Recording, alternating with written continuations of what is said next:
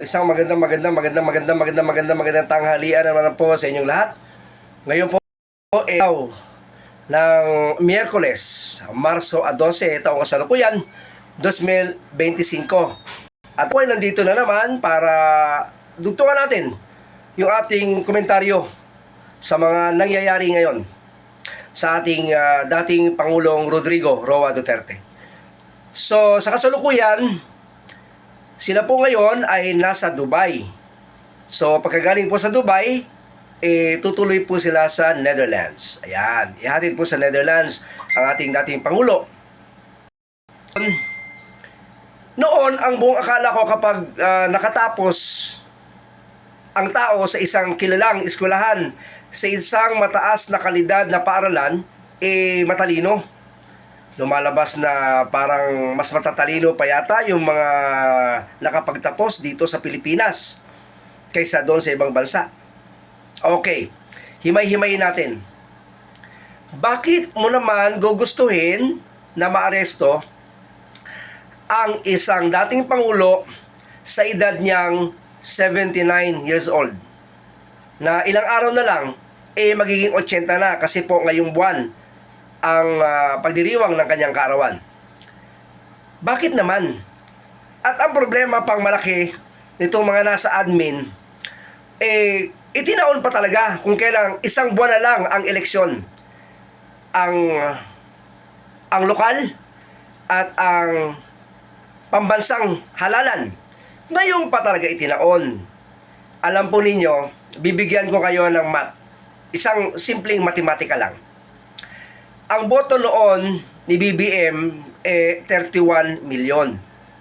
Ang boto naman ni Vice President Inday Sara Duterte 32 million. So nangangahulugan lamang ng 1 milyon ang Vice Presidente. Hindi po ba? Pero dahil po sa ginawa nila, wala na po yung tinatawag na solid north.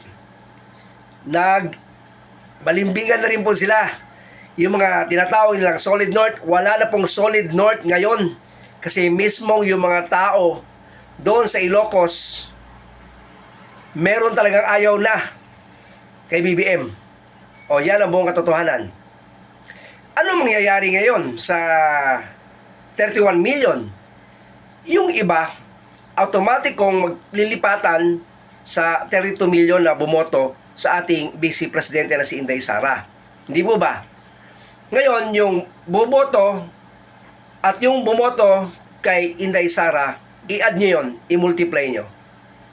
8 lang po ang kandidato ng PDP laban. Ibig sabihin, kung nadagdagan ang 32 million, paghahati-hatian ng 8 senador, siguradong panalo na. Alam nyo kung anong dahilan? Kasi walang pinakamaganda at pinaka-epektibong boto dito sa bansa natin, kundi ang tinatawag na sympathy vote.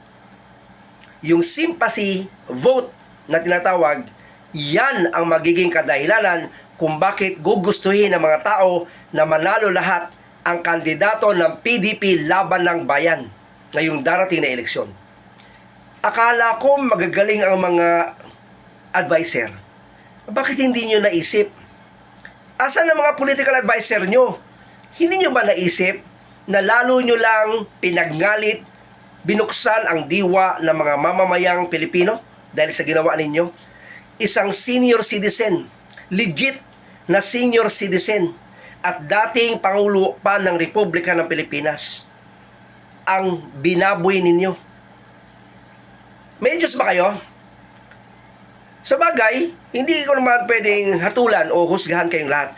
Pero ang Diyos, nakatingin. Oo, nakatingin lang sa inyo. Nagbabantay, nag-oobserba. At alam nyo, ang lahat ng bagay na ginagawa ninyo sa kapwa ninyo, meron niyang kapalit. Hindi papayag ang Diyos sa hindi patas na hustisya. Iba ang hustisya ng tao. Ang tao, may pinapanigan. Ang mga tao, mapanghusga. Pero ang Diyos, binabase niya to sa ginagawa ninyo sa kapwa-tao ninyo. Paano ngayon ang gagawin natin? Iba pa naman ang sistema kasi pag ang Diyos ang gumawa ng sarili niyang hakbang, damay lahat. Hindi po ba? Damay lahat. Sa paanong paraan? Dilubyo, lindol, bagyo, sakit. Ganun lang kasimple. Pag ang Diyos po talagang ginusto niya na pagbayarin kayo sa inyong mga ginagawa. Bakit naman kasi? Bakit naman naisip nyo pa, imbis na ipagtanggol ninyo ang kapwa ninyo Pilipino, kayo pa mismo ang nagdiin, ang humila pa ibaba. Grab mentality. Yung mga utak talangka dyan, na hindi ko alam kung tao naman sana, pero bakit ang utak talangka? Yan ang sinasabi, na hindi lahat ng tao na nakapag-aral sa mataas at dekalidad na eskwelahan sa ibang bansa, marurunong at magagaling. Mas mabuti pang mag-aral ka rito sa isang pang-gobyernong eskwelahan, yung public school. At siguradong mas magaling pang mag-isip at mas magaling pang magdesisyon. Sana lang, ngayong ginising nyo na ang damdamin ng taong bayan. Uulitin ko, mula Batanes hanggang Tawi-Tawi, magdesisyon kayo. Kailangan ninyong iboto, ilagay sa pwesto ang lahat ng kandidato sa pagkasenador, sa pagkagobernador, lahat ng PDP laban ng bayan, upang mabigyan ng tamang hustisya ang ginagawa nila sa dating Pangulong Rodrigo Roa Duterte. Yung hindi makatarungan. Naghahanap kayo ng katarungan. Yung mga rally dyan sa labas, sa may kalsada, naghahanap kayo ng katarungan. Pero paano ninyo makukuha ang katarungan kung kayo mismo hindi nagbibigay ng katarungan sa kapwa ninyo? Diba? Ganon yung sistema. Naghahanap kayo ng katarungan dahil sinasabi nyo, pinatay, may EJK. Pero paano ninyo may pagkakalob at may bibigay ang katarungan kung kayo mismo hindi naghahanap ng katarungan sa taong naging bahagi ng buhay ninyo?